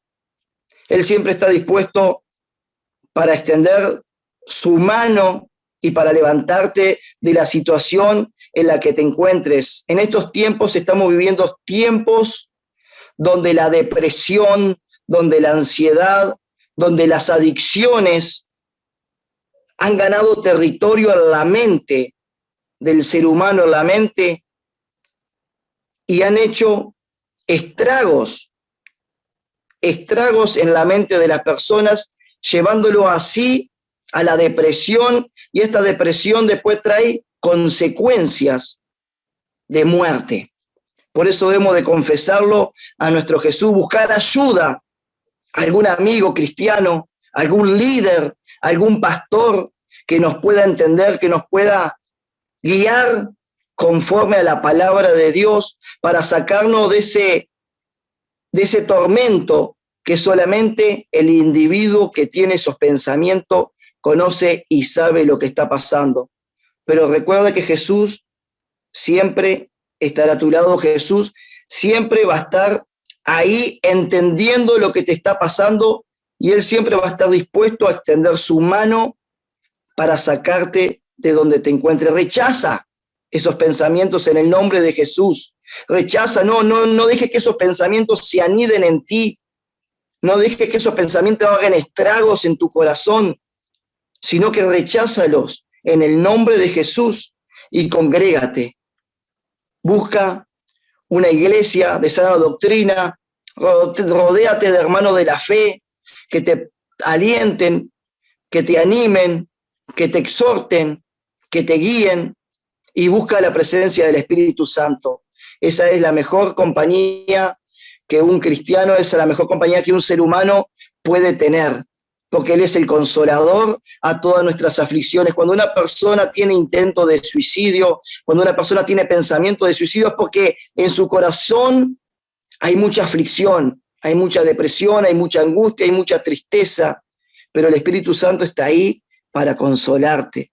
El Espíritu Santo está ahí para ayudarte. El Espíritu Santo está ahí para levantarte. El Espíritu Santo está ahí para que te sientas amado realmente y de que eres valorado. Si no fuera así, Dios no hubiera enviado a su único Hijo para que muriera por ti y por mí. Realmente, cuando una persona llega al suicidio o intenta llegar al suicidio, es porque no se valora a sí mismo, es porque no tienen poco su propia vida.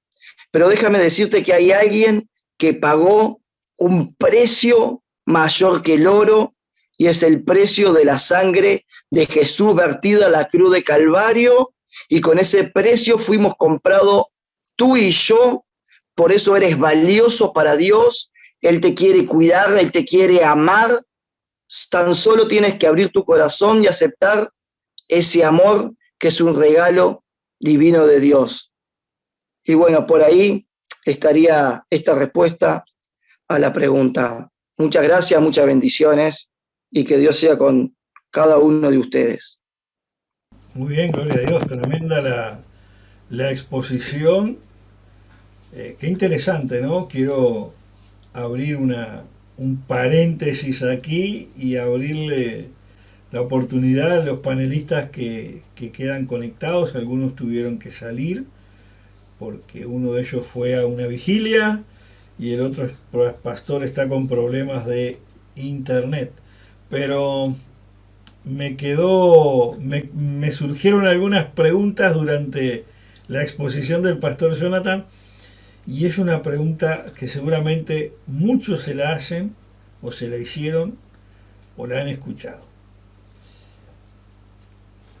Nosotros no somos dueños de la vida. Hasta ahí estamos todos de acuerdo. O somos dueños de la vida. Si yo le preguntara, ¿está bien pensar en morir? Eclesiastés, yo estaba mirando mientras exponía al pastor, yo buscaba algunos versículos porque algunos que me conocen saben que yo empiezo a barajar versículos y versiones de la Biblia enseguida, y yo me quedé pensando en Eclesiastés capítulo 7 versículo 1, cuando dice, en la segunda parte del versículo dice, mejor es el día de la muerte que el día del nacimiento.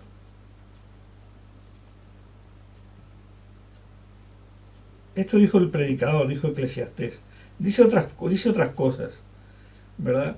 Y yo rememoraba cuando hacía la lista de los hombres de Dios que pasaron por tribulaciones muy fuertes, y es verdad, las pasaron. Elías en la cueva y otros tantos. Yo me acordé de David, ¿no? Cuando el pastor Jonathan decía allí que buscaran líderes, buscaran situaciones, hombres de fe, y ¿qué pasa cuando no los tenemos?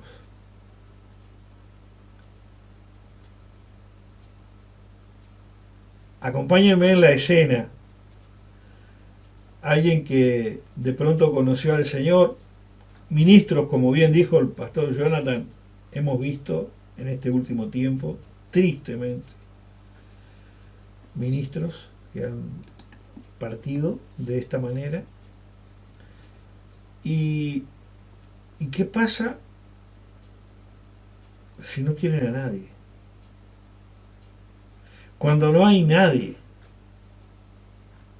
¿Saben quién pasó por esa situación que no tenía a nadie en el momento de su muerte? Hubieron dos personas en la Biblia, o en un momento crítico así, de vida y muerte, hubieron dos, que yo recuerdo así a golpe de tarro. Uno fue Jesús en la cruz, que realmente estaba abandonado y desechado, porque así fue profetizado. Y el otro fue David. David, siendo perseguido por la muerte, terminó en una cueva, y allí no había ningún hombre de Dios en la cueva de Adulam. Allí en la cueva de Adulam no había ningún hombre de Dios. Allí estaba, digamos, lo que no tenía valor en la sociedad. Y allí salió tremendo ejército de Dios. O sea, Dios cambió el entorno con un propósito en un momento difícil. Yo quiero creer, y acá dejo mi pregunta para el panel, a ver qué me pueden decir. Yo quiero creer en las misericordias de Dios. Eso que dijo el pastor Jonathan me encantó, cuando dijo, en ese momento allí, en el cual no podés profesar una fe, no podés bautizarte, de pronto no podés tener una vida de profesión de fe ni de santidad, pero en ese momento que abriste tu corazón al Señor, allí tuvo acción la misericordia de Dios. Yo quiero ampliar esa misericordia de Dios. Yo creo que Dios es más amplio. Corríjanme los ministros, y acá me van a crucificar, me van a tirar agua bendita, yo qué sé, restas de ajo, en fin, van a salir con una estaca atrás de mí como el hombre lobo de las películas, ¿veo? Pero hagamos este razonamiento, después me crucifican. ¿Cuántos hay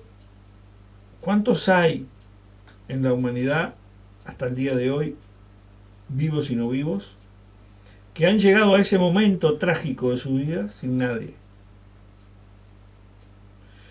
Amplío el problema, sin nadie y sin conocer de Dios.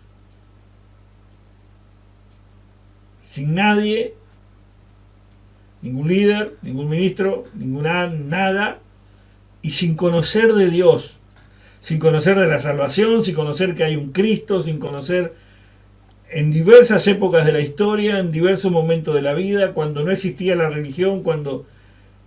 ¿Qué pasa allí? Es una gran pregunta. ¿Acaso no actuaría la misericordia de Dios allí? ¿En los muertos que resucitan primero? ¿No serán también ellos parte de esos muertos que resucitan primero y tendrán allí la oportunidad de confesar a Cristo o rechazarlo? ¿Qué me dicen ustedes? Man, ahora sí tienen piedras, agua bendita, ajito, ruda macho. Cha, cha, cha.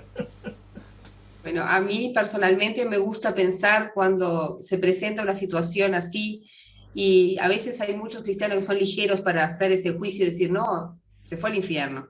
Yo personalmente siempre lo digo, no lo sabemos. Ahí Jonathan en su exposición, excelente lo que dijo, nadie sabe su último suspiro.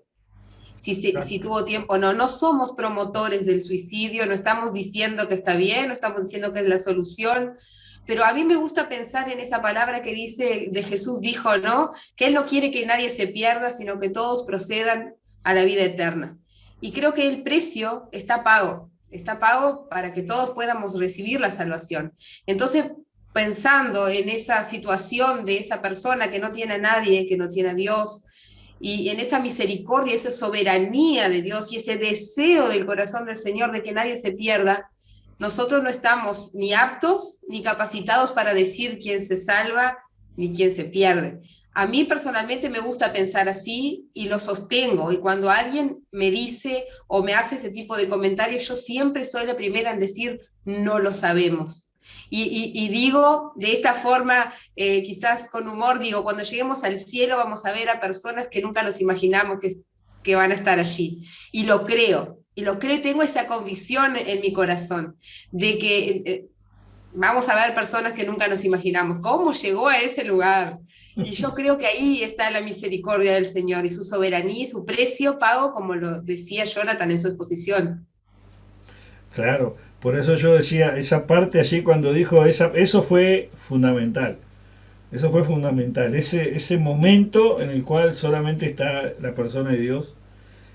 Y yo por eso quise ir más allá y por eso planteé, ¿y qué pasa cuando no hay esa oportunidad? También lo expresó él, pero yo fui más allá todavía diciendo, no, no tenemos a nadie, y no tenemos a nadie, ni un líder, ni un pastor, ni un obrero, tampoco tenemos conocimiento de Dios. ¿Qué pasó? ¿Me explico? Sí, te explicas muy bien. Pero creo que ninguno de nosotros, ni los que van a venir detrás de nosotros, van a tener una respuesta acertada a esto. Exacto. No nos corresponde a nosotros. Yo suelo decir en este sentido, como decía la profeta Karina, que eso es privativo de Dios. Eso les corresponde únicamente al Señor. Lo único que puedo llegar a pensar en este tipo de situaciones es lo que dice la Sagrada Escritura cuando expresa que aquel que invocar el nombre del Señor no lo va a dejar afuera. Hay situaciones y situaciones. Sí, muy bien decía vos, si hay alguien que está muriendo, está por partir y nadie le habló de Jesús, Dios no lo puede condenar por esto, porque nadie le predicó, porque nadie le habló, porque nadie le enseñó. Ahora, también es cierto de que todo ser humano sabe de la existencia de Dios, porque el espíritu que tiene, que se lo ha dado Dios, sabe de su existencia. Por lo tanto, me inclino a pensar de que en ese último hálito de vida, allí está la misericordia del Señor buscándolo y tratándolo de rescatar. ¿Será así? ¿No será así? No sé, pero por acá en mi barrio dicen consuelo de sonso, en definitiva, ¿no? Pensar de que Dios actúa de esa manera. Yo creo que sí, que Dios actúa de esa manera. Pero de nuevo, no tengo la total certeza o convicción de que realmente sea así. Claro, por eso mismo, estamos dándole el crédito a la misericordia de Dios. También es un hecho, y eso sí, no podemos decir que, no podemos discordar en que la provocación voluntaria de la muerte es un tema aparte, ¿no? Uh-huh. No, ese tema está clarísimo y no lo podemos refutar. El poder de la vida y de la muerte en ese caso es indiscutible. Pastor Marvin, ¿qué ibas a decir? Ahí viene el agua bendita arriba mío. Bueno, en este caso yo soy de los que creen que cada uno será juzgado de acuerdo a su conocimiento, ¿no? Algo dijo el apóstol Pablo, ciertamente lo dijo a los romanos, en una cultura diferente a la nuestra, en un tiempo diferente al nuestro, pero creo que las situaciones pudieron haber sido un poco similares en esta situación. Y él dice que los que murieron por la ley serán juzgados, y los que murieron sin ley, pues sin ley también serán juzgados. Entonces, cada quien va a ser juzgado de acuerdo a su conocimiento, a lo que conoció de parte de Dios, lo que le llegó, sea poco o sea mucho. Por ello urge que cada uno de nosotros pues hagamos mayormente nuestro trabajo por alcanzar a esas personas que quizás están a punto de tomar una decisión fatal. ¿Por qué? Porque no conocen a Dios. Yo creo que aquel que piensa en quitarse la vida es porque su vida no tiene sentido. Aquel que se quitó la vida es porque su vida perdió sentido en esta tierra, ya no quiso seguir con aquella situación. Entonces, ¿cómo darle valor a la vida? Teniendo en nuestro corazón al dador de la vida, Jesucristo. Amén. Bueno, bendiciones a toda la audiencia. Bueno, continuamos aquí dando respuesta a algunas preguntas. Esto se puso bueno, se puso interesante. Las preguntas llegan a nuestro programa porque ustedes lo hacen posible que este programa se realice por esas preguntas que ustedes están enviando.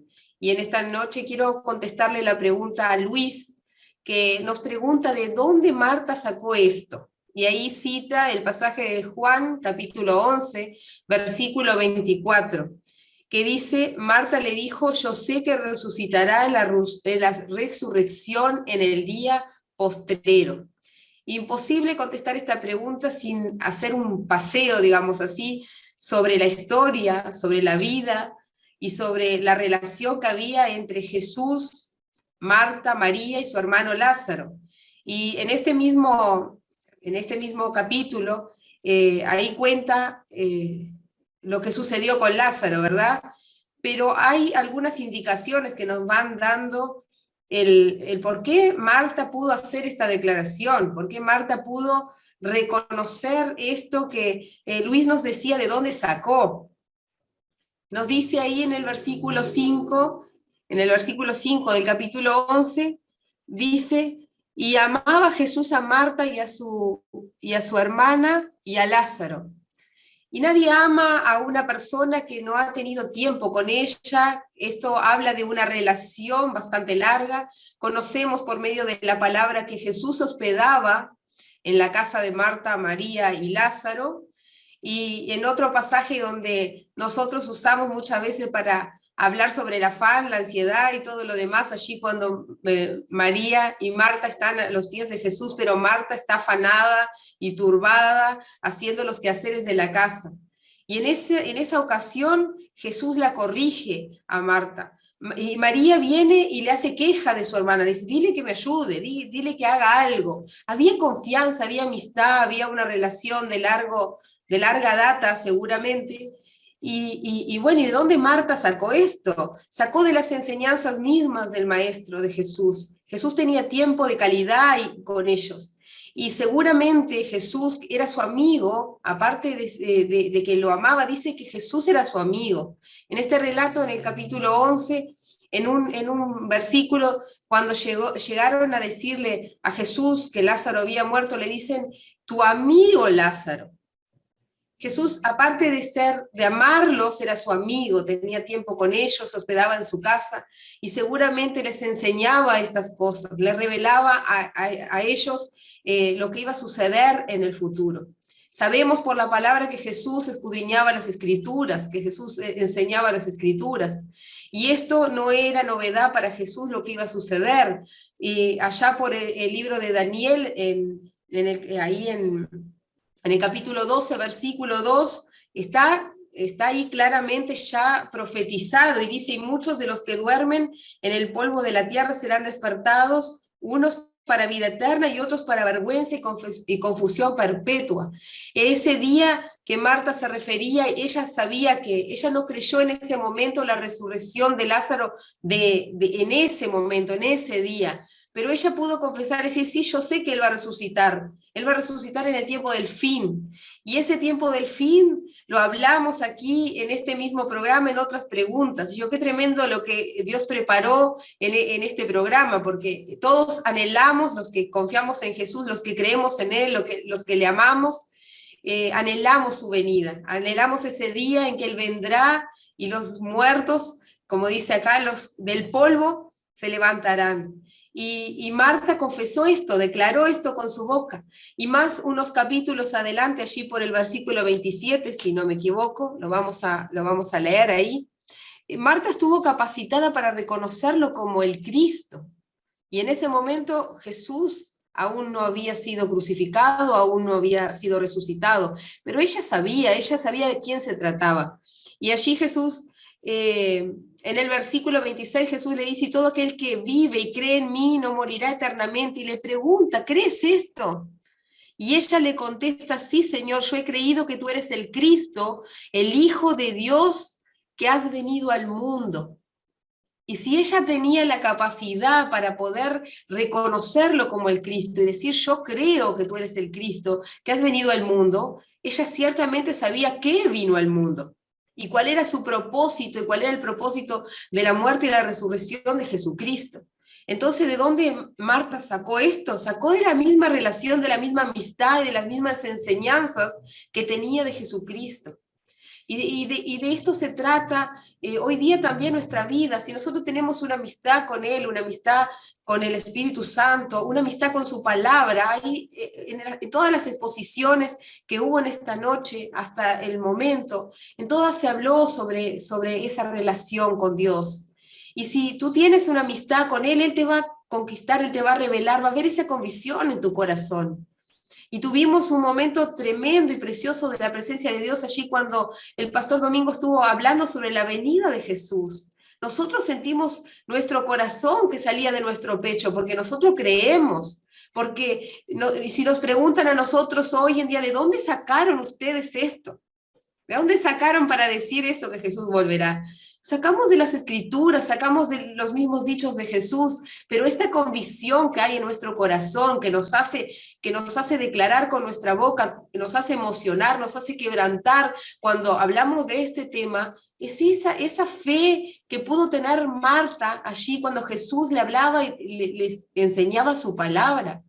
Jesús, la palabra mismo las convenció, las cautivó en su corazón y las convenció de lo que tú y yo hoy, los que estamos en este panel, estamos convencidos de que Él volverá y de que esta palabra que fue profetizada y que fue dicha se va a cumplir en nuestra vida.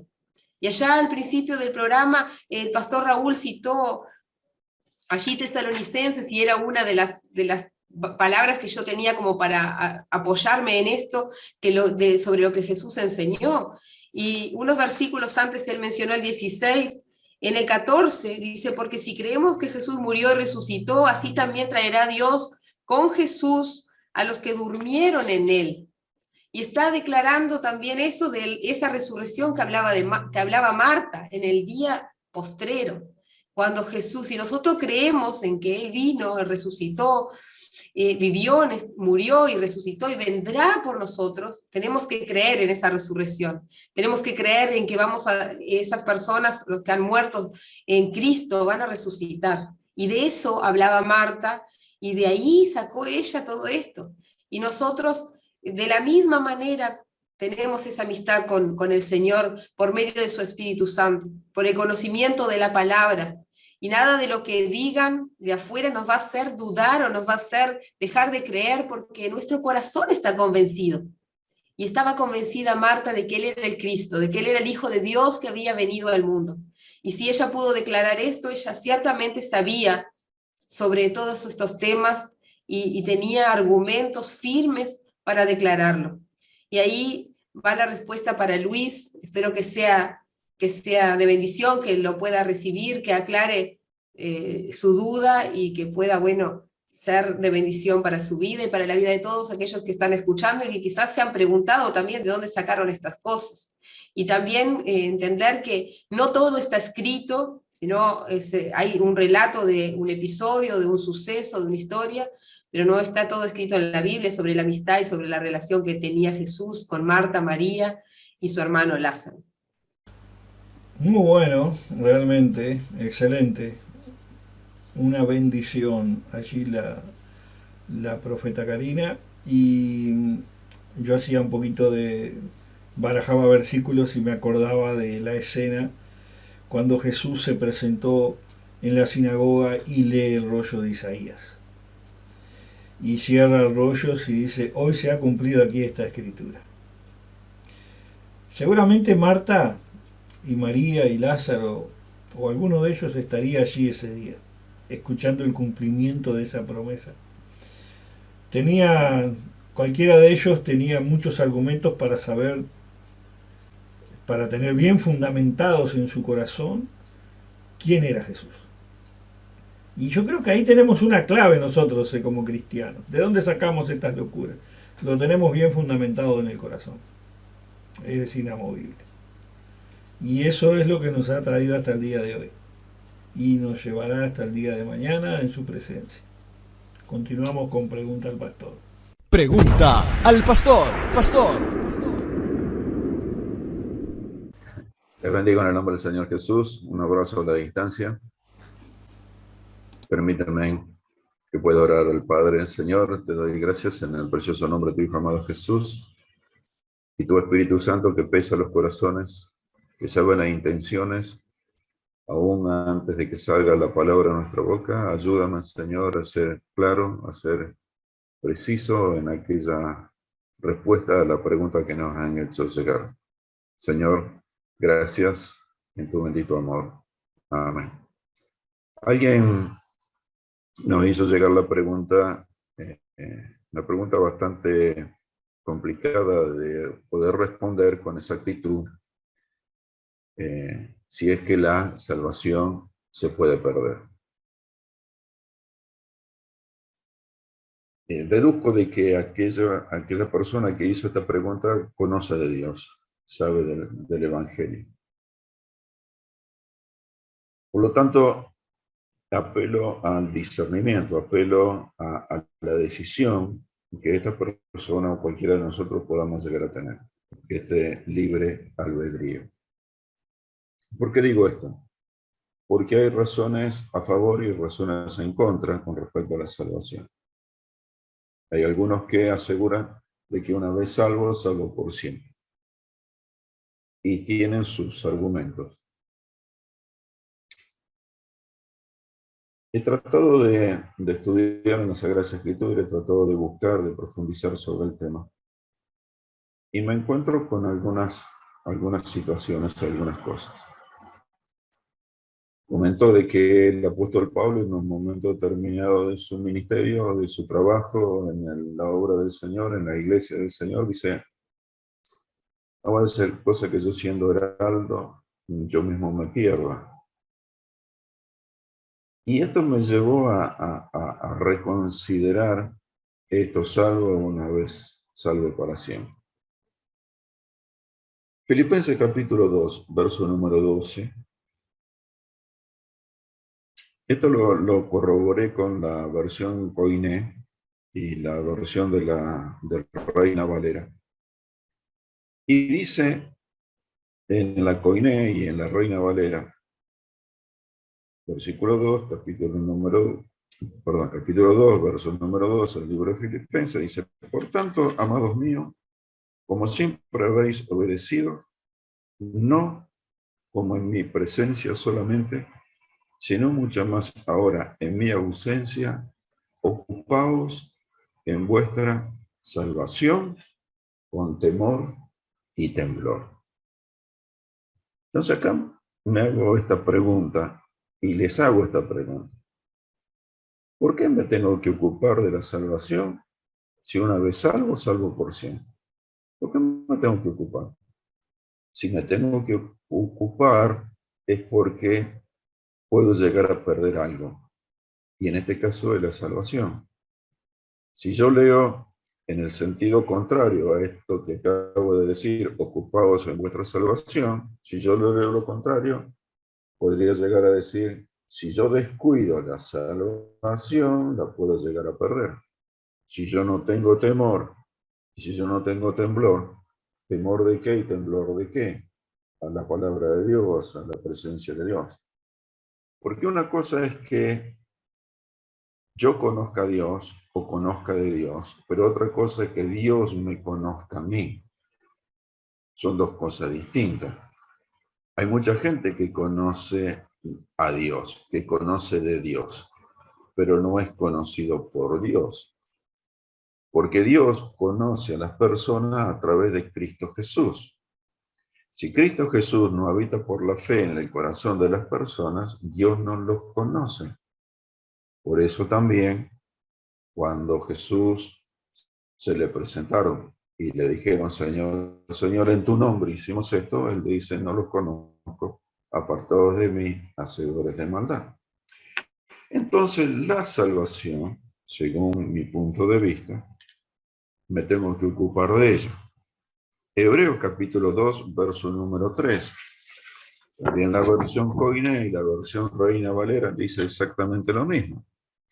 ¿Cómo escaparemos nosotros si tuviésemos en poco una salud tan grande? Y en la versión 1960 dice, ¿cómo escaparemos nosotros si descuidamos una salvación tan grande? O sea, de que si yo la salvación no la cuido, la puedo llegar a perder. Es decir, de que comienzo a encontrar un montón de puntos de vista que van en contra de un haber salvos para siempre. ¿Por qué? Vuelvo otra vez a insistir. Yo de la salvación me tengo que ocupar, la tengo que cuidar, la tengo que valorar, la tengo que vivir, la tengo que proteger. También dice la palabra del Señor de que la salvación la tenemos como si estuviera en un recipiente de barro, frágil, que se puede llegar a romper. Y todos sabemos de que el contenido de un vaso de barro, si se rompe, el contenido se derrama, se pierde. Y esto me está llevando a una cosa un poco más profunda todavía. Yo quiero conocer a Dios, pero fundamentalmente quiero que Dios me conozca. Y de nuevo, la única manera que Dios me conozca es a través de Cristo Jesús, a través de confesar y de creer en la salvación, en creer que Cristo puso su vida, entregó su vida para mi salvación, que yo no puedo hacer absolutamente nada para ser salvo, sino que soy salvo por gracia, esa gracia inmerecida que Dios ha derramado en mi vida, y me la confirma y me la sella a través del Espíritu Santo de Dios, como explicó muy bien uno de los panelistas. El Espíritu Santo de Dios selló mi corazón, el Espíritu Santo circuncidó mi corazón, pero ¿qué pasa si yo descuido eso? ¿Qué pasa si yo no hago caso a lo que Cristo espera de mí? ¿Qué pasa si trato de vivir una vida mundana? Total, Dios es amor y Dios todo lo perdona. No. Dios es justo y muchas veces nosotros nos olvidamos de la justicia de Dios. Dios es soberanamente justo y su justicia se aplica sobre nuestras vidas.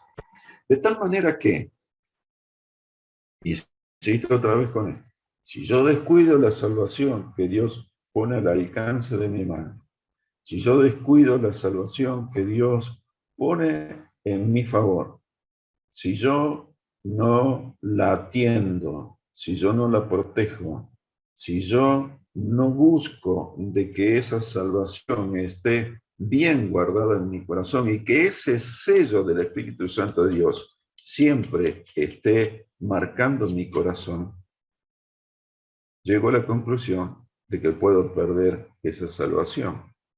Y me encuentro con otro verso bíblico en donde en el libro de Apocalipsis, de nuevo, tanto la versión Koiné como la Reina Valera dicen así: el que venciere será vestido de vestiduras blancas. De nuevo, el que venciere, es decir, si yo me declaro un vencedor o Dios me declara un vencedor, es porque tuve luchas. ¿Luchas para qué? Para guardar la salvación, porque mira lo que dice el verso: y no borraré su nombre del libro de la vida, y confesaré su nombre delante de mi Padre y delante de sus ángeles. No borraré su nombre del libro de la vida. Cuando nosotros o cuando una persona confiesa al Señor Jesús como su Señor y como su Salvador, nuestro nombre va a ser registrado en el libro de la vida.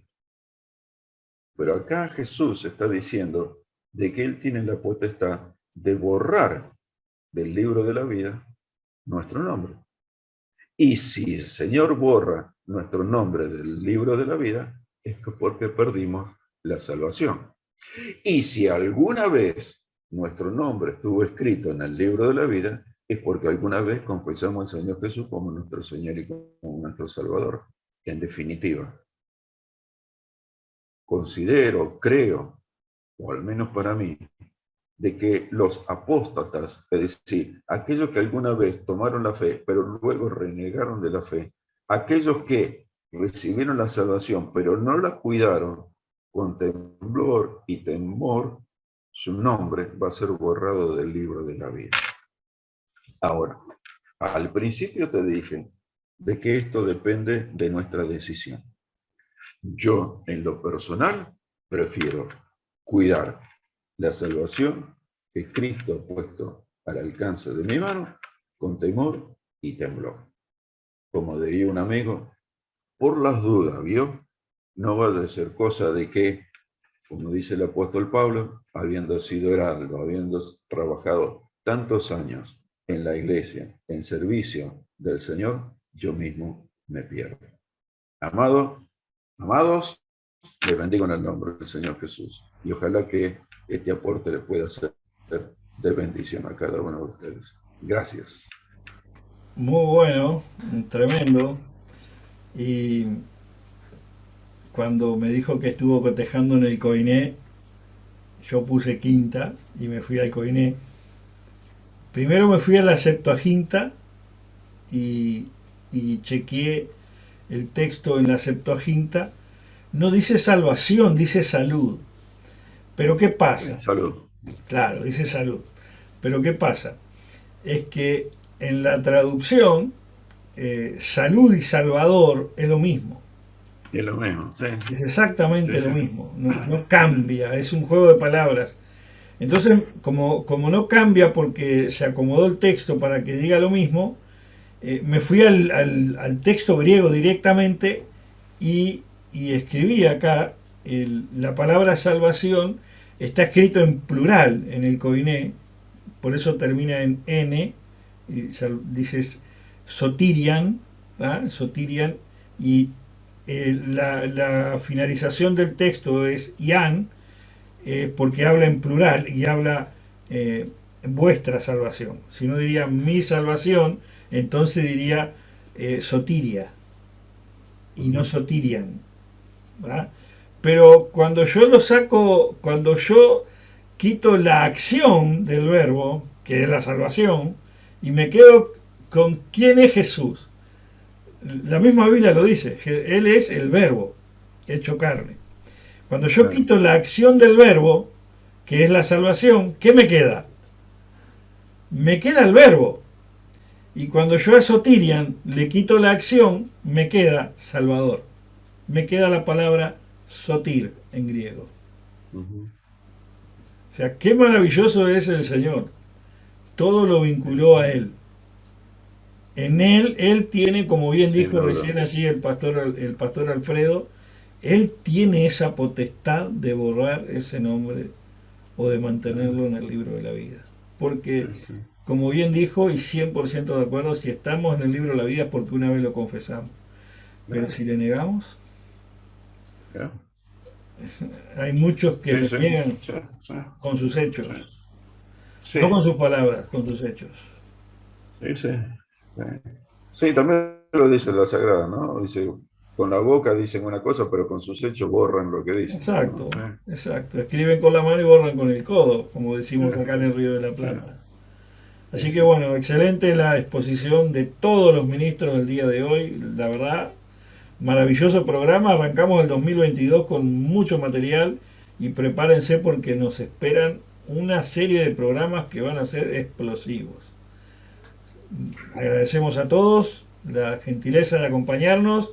Les invitamos a suscribirse en el canal de YouTube, Pregunta al Pastor. Les invitamos a compartir este programa con todos sus amigos y contactos. Denle me gusta, comenten, dejen nuevas preguntas. Estamos para servirle. Que el Señor les bendiga.